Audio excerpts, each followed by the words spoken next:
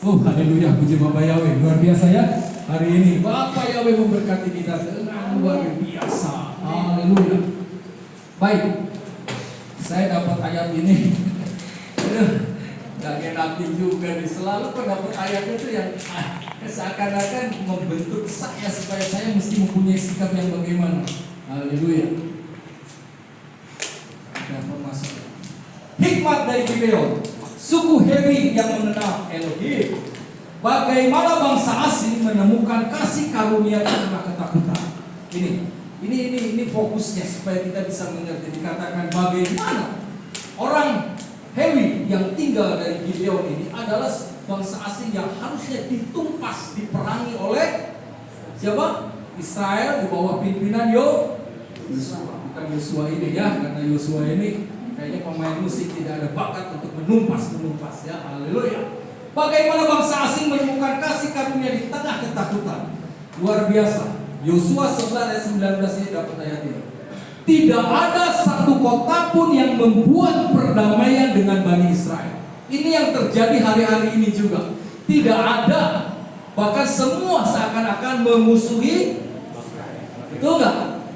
Nah, jadi waktu ada sesuatu yang masuk ke saya, ternyata kebakarannya kantor drone yang ada di Kemayoran, yang 22 orang yang meninggal, ternyata ada kaitannya katanya kalau ini terjadi luar biasa dengan bencana alam yang ada di Sumatera, Aceh dan Padang, Medan dan Aceh. Ternyata drone ini adalah dipakai untuk memantau atau melihat keadaan dan sebagainya. Atau mungkin kita mau buka ladang baru, itu biasa pakai jasa daripada drone ini untuk memantau atau.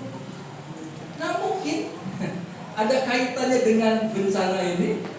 Ternyata aneh juga gitu. Ya ini sih nggak tahu ya, ceritanya begitu. Jadi bencana alam yang luar biasa, ternyata kalau ada kayu gelondongan sampai masuk di rumah orang kan lucu. Ya, itu dibawa oleh banjir. Lantas ternyata beberapa hari kemudian waktu mau diselidiki pemegang hak penerbangan dan sebagainya, ternyata kantor drone-nya kebakar. Dan ternyata katanya data-data yang punya data itu semua hilang. Halo? Anda kaget kan? Haleluya. Nah inilah, saya percaya hari-hari ini tidak ada hal yang tersembunyi di hadapan Bapak Yahweh. Semuanya akan dikuatkan, akan dinyatakan. Tidak pernah akan tidak dinyatakan, pasti dikuatkan. Katakan, tidak ada satu kota pun yang membuat perdamaian dengan Bani Israel. Anda bayangin, kalau Anda berdamai dengan Israel, Anda akan diberkati oleh Bapak Yahweh. Karena mereka memusuhi. Haleluya. Nah, Anda mau bilang apa sekarang? Yang bantu dari? Halo? Dari mana? Ada YouTube masuk lagi. Waduh. Konsultan China memberikan bantuan kepada bencana. Sementara kita masih cari dana untuk membantu ke kan lucu ya. Negara kita yang kacau, asik. Bapak Yahweh marah banget. Tidak ada satu kota pun yang membuat pendamaian dengan Bani Israel kecuali orang Hewi, penduduk Gibeon. Mereka merebut semuanya dalam peperangan. Semuanya dihantam habis oleh Yosua. Cuman orang Hewi yang tinggal di Gibeon ini yang dilepaskan. Dengan caranya tuh aneh. Benar. Dengan cara tipu-tipu. Nah, saya tanya, masih yang suka tipu-tipu di sini angkat tangan? Halo? Gak ada ya? Di sini gak ada. Di sana banyak. Tapi ternyata dengan tipu-tipu juga masih dapat kasih karunia nih, luar biasanya. Sering kita kan nipu Bapak. Sering kan kita nipu Bapak Yahweh kan? Tapi diampuni gak tetap sama Bapak Yahweh? Masih diampuni. Gak celaka juga untuk saudara-saudara. Yuk kita lihat lagi terus ya. Haleluya. Hikmat dari Gibeon, suku Hewi yang mengenal Elohim. Tidak ada satu kota pun yang membuat pendamaian dengan Bani Israel kecuali orang Hewi. Penduduk Gibeon, mereka merebut semuanya dalam peperangan. Setelah Israel menaklukkan Yeriko dan Ai, bangsa-bangsa Kanaan di sekitarnya mendengar kabar tersebut dan bersatu untuk berperang melawan Israel. Luar biasa. Kita bersatu di dalam nama Yesua. Mereka bertujuh negara-negara Arab menyerang Israel. Tidak pernah menang itu mereka. Bersatu kita, kalau bertujuh, cerai pasti. Bersatu kita, teguh kan kalau bertujuh, berantakan. Jadi kalau kongsi dagang apapun, kalau bisa jangan rame-rame banget. Jangan rame-rame banget. Haleluya. Ribut jadinya pasti deh, percaya deh. Wah, pertamanya aja, waduh baiklah. Nanti pembagian hasilnya gini-gini ya. Kalau udah di jalan apa yang terjadi? Ribut. Kita bersatu, satu di dalam Yesua HaMashiach. Maju berperang karena Bapa Yahweh ada di pihak. Haleluya. Setelah Israel menaklukkan Yeriko dan Ai, bangsa-bangsa Kanaan di sekitarnya mendengar kabar tersebut dan bersatu untuk berperang melawan Israel. Namun, suku Hewi khususnya penduduk Gibeon memilih jalan yang berbeda. Bukan berperang, melainkan berdamai melalui tipu muslihat. Nah ini yang gak enaknya belakangnya. Berdamai dengan cara tipu muslihat. Tetapi dengan tipu muslihat itu ternyata berhasil. Tapi saya berharap Anda jangan pakai tipu muslihat untuk mencapai keberhasilan. Halo? Ya tipu-tipu dikit lah, gak apa-apa. Hati-hati ya, gak boleh tipu-tipu ya. Mereka datang kepada Yosua dengan pakaiannya lusuh dan roti berjamur. Itu orang Hewi ya. Datang sama Yosua. Saya ingat dulu, ada teman saya kalau mau masuk ke sekolahan tertentu yang uang pangkalnya mahal dan bayarannya mahal, pada orang kaya, pakai bajunya ya jelek. Ada nggak? Jujur, ada nggak yang gitu? Lusuh, ada. Datang ke kepala sekolah, ke panitia, Pak, Bu, mau nyumbang berapa uang pendidikan? Ini Bu Eli nih, tahu. Ada kan? Pada orang kaya. Aduh Pak, Bapak lihat sendiri baju saya lusuh. Saya udah susah hidup saya Pak. Pintar gurunya, udah diselidiki. Lu kalau jawab gitu, gua jawabnya gini. Enak aja panitia yang bilang, Bu, kalau kira-kira ibu gak mampu, jangan sekolah di sini. Di sini khusus buat orang yang mampu. Kacau nggak? Wah, akhirnya dia gak enak sendiri. Lebih parah lagi, dulu ada lagi saudara saya sendiri. Setiap kalau mau masuk ke sekolah itu selalu bawa surat apa tuh? Surat tanda pengenal bahwa dia seorang hamba Tuhan. Saya hamba Tuhan Pak, saya mau sekolah di sini. Tolong dibantu ya Pak. Ada ketentuannya, oke dibantu. Katanya gini-gini, bayarannya juga dibantu. Wah ternyata punya usaha lebih dari seorang hamba Tuhan. Saya katakan, kalau saya datang enggak. Kalau saya waktu masukin Samuel sekolah ke Yahya, saya cuma modalnya enggak ada apa-apa. Saya cuma datang, Pak, saya alumni Yahya. Ya, saya keluaran tahun 81 SMA Yahya. Saya bilang, anak saya pengen sekolah di Yahya. Pak, Bapak tahu uang pangkalnya di sini? Tahu? Uang sekolahnya segitu? Tahu? Ya. Tapi saya nggak punya uang, tapi anak saya pengen sekolah di sini. Ya nggak bisa Pak. Bapak punya nggak akhirnya apa? Punya uang nggak 10%? Oke, saya ada 10%. Akhirnya sampai Samuel bilang bahwa dia lulus, mau di mana? Dilantik apa namanya? Di wisuda. Uang pangkal masih belum kebayar. Benar nggak saya? Iya, Samuel nggak tahu, papi yang tahu karena papi nggak pernah bilang. Sampai akhirnya mau di wisuda aja, saya udahlah wisuda. Saya sedih. Waktu Samuel di wisuda, Samuel nggak tahu. Maju ke depan, ya wisuda. Terima, ada di map. Waktu dilihat, SN gimana nilainya, gitu kan? Pas dibuka mapnya, nggak ada apa-apanya, kosong. Jangan ketawa. Wah dia ketawain sekali. Karena memang gak ada ijazahnya, gak ada rapotnya, karena belum bayar uang pangkal. Jadi cuma simbol doang. Ya Tuhan sedih. Makanya Ibu Eli kemarin dapat tantangan, Pak Jimmy, apakah Pak Jimmy minat untuk bikin sekolah Kristen?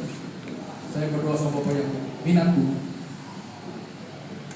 Kalau gitu sama saya tidak akan dijual alat-alat saya. Memang Ibu punya alat apa Bu? Dan gitu. Tapi saya percaya kalau kita punya visi dan misi yang baik dan benar, kalau Bapak yang mengizinkan, karena belum ada sekolahan terakreditasi dengan simbol Bapak Yahweh. Karena ini jadi masalah, persoalan. Aduh, asik kan? Iya. Ini visi misi saya, saudara. Kalau mungkin izinkan, pasti ada jalan. Pasti. Jangan sampai ini cerita aja ya. Saudara kita, saudara saya almarhum, termasuk saya bilang, keponakan saya, kasihan. Kalau sekolah tertentu, anggaplah sekolah di BPK, setiap pelajaran agama itu nggak pernah masuk. Halo? Bisa tangkap? Bisa. Oke. Akhirnya apa? Hasilnya? Sampai gurunya nanya, kenapa setiap pelajaran agama kok gak mau masuk? Nilainya kamu dari mana? Hah? Saya jujur nanya, ini benar-benar Anda juga harus tahu, ini memang problem yang harus kita ikuti sekali waktu. Saya minta supaya Anda bukan menjadi orang-orang yang fanatik, yang tidak punya tujuan tertentu dengan tidak berpegang dalam ketetapan Yesus Masiah. Tetap kita berpegang dalam Yesus Masiah, tetapi kita juga jadi berkat buat orang-orang sekitar kita. Ini harus demikian. Lihat cerita. Saya sering sharing ya Bu ya, sama Bu ya. Sorry. Ya saya, ya udahlah, saya mesti ngomong juga. Saya kan diserang, lucu ya katanya. Orang Nasrani, orang Kristen yang anti Natal, gayanya udah lebih dari Tuhan. Saya dibilang itu. Ya nggak apa-apa deh. Kalau memang saya Tuhan, mau balikin. Saya bilang, saya maksudnya bukan begitu. Saya kan cuma nanya. Ada orang nanya sama saya, kok lucu Pak? Bapak nggak Natalan? Kok orang Arab, orang Islam aja di sana kok pada bikin Natalan? Kok Bapak malah nggak bikin Natalan? Ternyata saya dapat jawaban yang luar biasa yang pasti. Ternyata mereka itu juga, saya tanya sama saudara, kalau Anda ke Israel, yang pemandu itu bisa bahasa Indonesia nggak? Bisa. Lebih pintar, hebat. Bisa bahasa Sunda. Kalau kebetulan mungkin rombongannya orang-orang Sunda. Ya mereka mau cari apa?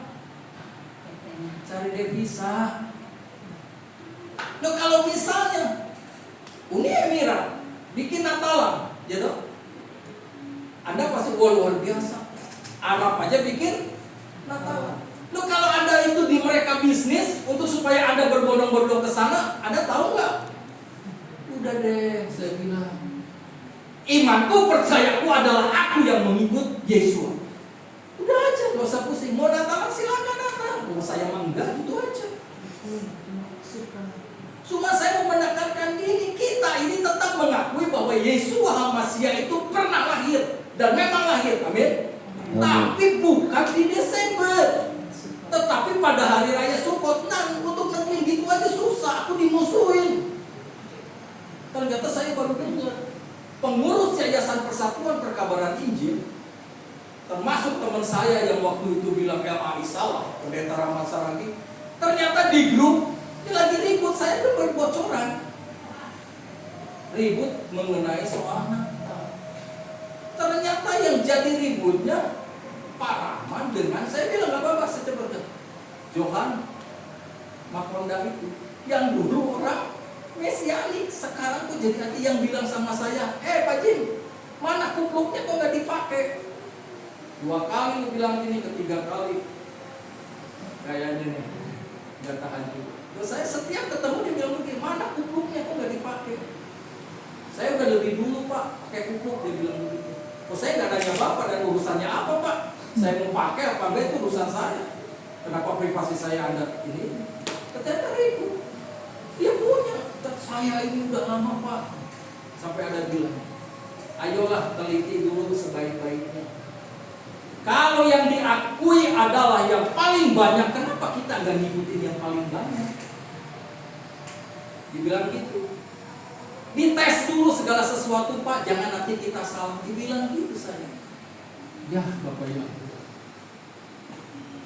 Gimana? Ayo. Bisa tangkap? Kan ada firmannya, jangan mengikuti orang banyak. Nah itu mereka kan jadi yang benar tuh yang banyak Pak. Sedangkan yang banyak itu terlalu betul Ya, benar. tapi kan menurut Tuhan jangan mengikuti. Nah iya, karena jalan ke surga adalah jalannya yang Sempit. jadi badannya harus diperkecil supaya enggak ngangkut di jalan yang sempit. Ngomong-ngomong Natal ya, Iya. satu-satunya perayaan di seluruh dunia itu yang dirayakan oleh seluruh dunia. Iya. Mau di Rusia orang komunis, mau di Cina juga merayakan Natal itu. Jadi sesuatu yang aneh malah kita kalau ikut-ikutan ya, orang banyak gitu. Ya maka itulah Pak. Jadi udah terjadi. Jadi saya sekarang udah mulai ternyata yang kemarin pemilihan yang di rumah saya yang suruh saya jadi tim suksesnya kalah udah aja. Udah kalah aja udah. Terus kan kita Pak Jimmy, padahal aku bilang, Pak maju terus, padahal aku nyoblosnya yang lain.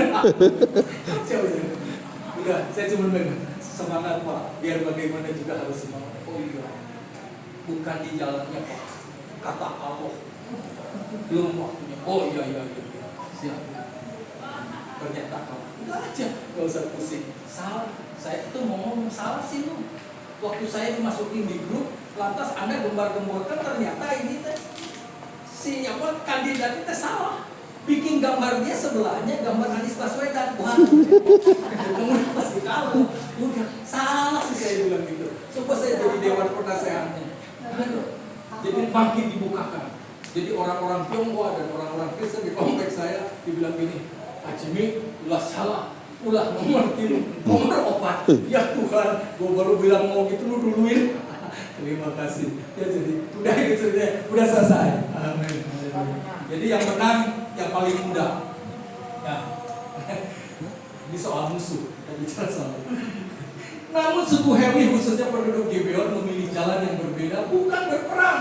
Ya nggak usah segala sesuatunya harus perang, nggak usah. Amin. Nggak usah kalau masih ada jalan yang baik, ngapain harus berperang? Halo? Oke? Camkan ya. Jangan segala sesuatu emosi marah, perang. Kalau perlu perang, enggak. Amin. Orang Hemi itu luar biasa.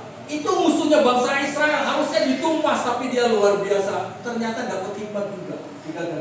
Tipu muslim. Apa tipu muslim? Mereka datang kepada Yosua dengan pakaian lusuh dan roti berjamur. Jadi intinya begini. Kenapa rotinya bisa berjamur? Jadi seakan-akan perjalanannya jauh, ya. Sampai roti makanannya juga berjamur. Jadi pinter gayanya. Kesatu pakaiannya lusuh, yang kedua rotinya berjamur. Itu wah, otaknya benar-benar hebat. Kalau Anda cuma pakaian lusuh tapi makanannya McD yang ada, itu nggak dipercaya. Tapi kalau pakaiannya lusuh lantas makanannya berjamur, berarti nggak ada makanan di jalan. Mereka melakukan perjalanan jauh sampai makanan juga berjamur. Terus, siapakah suku Hemi atau penduduk Gibeon? Suku Hemi adalah salah satu 7 bangsa Kanaan yang disebut dalam Ulangan Gibeon 1. Bila mana Yahweh Elohimmu membawa engkau masuk ke negeri yang kesana engkau memasukinya untuk memilikinya, dan dia menghalau banyak bangsa dari hadapanmu, yakni orang Het, orang Girgasi, orang Amori, orang Kanaan, orang Feris, orang Hemi, dan orang Yebus. 7 bangsa yang lebih besar dan lebih kuat daripadamu. Ini orang-orang yang hebat, cara mereka berperang juga hebat, bisa mengalahi bangsa Israel. Tetapi Yahweh katakan kepada Yosua, mereka harus ditumpas. Mereka adalah keturunan Kanaan, adalah anak-anak Ham. Terus Kejadian 10:15-17. Dan Kanaan memperanakan Sidon, anak sulungnya, dan orang Het, dan orang Yebusi, dan orang Amori, dan orang Girgasi, dan orang Hewi, dan orang Arki, dan orang Sin. Terus secara geografis mereka tersebar di beberapa wilayah antara lain Sikem, Kejadian 30 ayat 2, di mana dinyatakan bahwa Hemor ayahnya Sikem adalah orang Hewi. Ada di Gunung Libanon, itu di dalam Hakim 3:3. Nanti saya akan kasih materi ini. Ada di Gibeon dan sekitarnya, itu di dalam Yosua 9, 11. Penduduk Gibeon, Kefira, Yerot, dan Kiryat Yearim termasuk kelompok Hewi yang hidup di wilayah pegunungan tengah Kanaan. Supaya Anda tahu. Terus, ini tindakan Gibeon, hikmat. Jadi harus punya hikmat walaupun pada masa ketakutan. Ketika bangsa-bangsa lain memilih melawan Israel, orang Gibeon memilih mengakui kuasa Elohim dan mencari perlindungan melalui perjanjian. Ini yang harus kita sadari, bahwa kita ini nggak punya kekuatan apa-apa. Kita ini akan dimusnahkan. Maka Bapak Yahweh memberikan hikmat bagi mereka juga, supaya mereka lebih memilih apa? Mengakui kuasa Elohim dan mencari perlindungan. Dan mereka menjawab kepada Yosua, dia berkata, oleh karena telah dikabarkan dengan pasti kepada hamba-hambamu ini apa yang telah Yahweh Elohim perintahkan kepada Musa hamba-Nya, untuk memberikan seluruh negeri itu kepadamu dan memusnahkan seluruh yang mendiami negeri itu dari hadapanmu, dan dalam diri kami sendiri kami sangat takut terhadap kamu, maka kami melakukan hal itu. Ada satu kejujuran yang disampaikan oleh orang Hewi ini.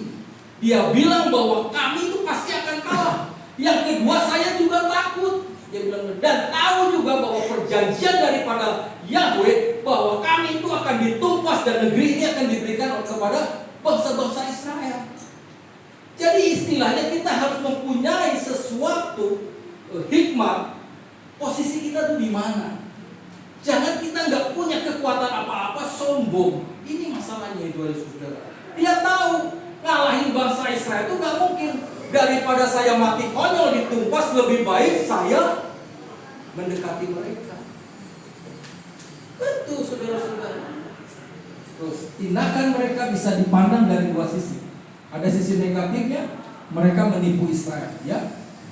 Yang kedua positifnya, mereka menunjukkan iman dan hikmat karena menyadari bahwa tidak ada yang dapat melawan Yahweh Elohim. Dengan sendirinya dia katakan, saya nggak mampu. Ya udahlah, kalau memang kekuatan kita nggak mampu untuk lawan itu, kenapa kita nggak jadi satu? Kalau itu memang di dalam barisan yang benar. Apa masih mau lawan lagi? Konyol kita, saudara-saudara. Terus, dan karena perjanjian itu, mereka tidak dimusnahkan, tetapi dijadikan pelayan di rumah Elohim, menjadi penebang kayu dan penimba air. Ada konsekuensinya. Kalau udah jadi seorang atau bangsa tawanan, mereka dipekerjakan. Yosua 9:7, dan pada hari itu Yosua menjadikan mereka apa? Pembelah kayu serta penimba air untuk jemaat dan untuk mesbah Yahweh di tempat yang akan dia pilih sampai sekarang. Mempunyai potensi, mempunyai kemampuan untuk juga melayani di mesbahnya Yahweh. Jadi untuk melayani juga saya katakan, seseorang yang sudah mengakui kekuatan Elohim is okay juga boleh melayani untuk kemuliaan daripada Elohim. Harus berani mengakui, menyadari dan mengklaim bahwa memang Elohim itu luar biasa. Terus makna rohaninya, hikmat lahir dari pengenalan akan Yahweh Elohim. Orang Gibeon tidak memilih kekuatan, tetapi mereka mengenal siapa Elohim Israel itu dan memilih tunduk. Amsal 9 ayat 10.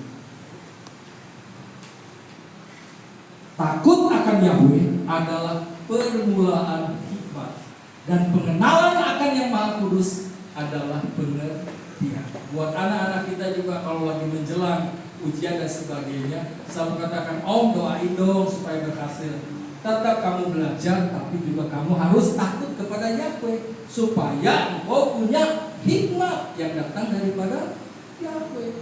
Elohim berdaulat bahkan atas kesalahan manusia.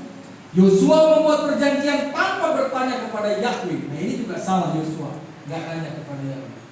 Tetapi Elohim tetap memakai situasi itu untuk menunjukkan kasih karunia dan kesetiaan. Masih dikasih kemurahan oleh Bapa Yahweh. Terus, ketaatan lebih penting daripada asal usul. Dia setuju apa dengan ini? Pak, saya mah asalnya dari sana, Pak, usulnya dari sana, Pak. Tapi kalau Anda sekarang sudah menjadi orang-orang yang taat kepada Bapa Yahweh, apakah aku harus menggali lagi asal usul Anda dari mana? Kayaknya nggak perlu ya. Nggak perlu. Karena kau sudah diperbaharui di dalam Yesus Hamasiah. Kita positif aja berpikiran bahwa Anda adalah orang-orang pilihannya dari Bapa Yahweh, dan kalau Anda bisa melayani di mesbahnya Yahweh, itu karena kemurahan daripada Bapa Yahweh. Oke, tidak? Luar biasa, semangat terus ya. Wah, luar biasa. Jangan lupa tanggal 4. Mesti ingetin lagi.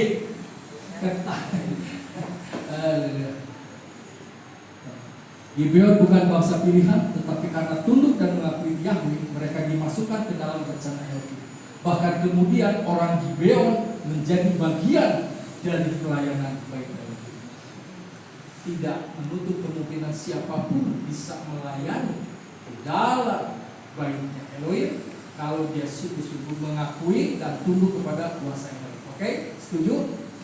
Nah, kita kan lagi masih banyak butuh pemain musik. Kalau Anda tunduk dan mau mengikuti apa yang menjadi kehendak Yahweh, Anda bisa melayani. Haleluya.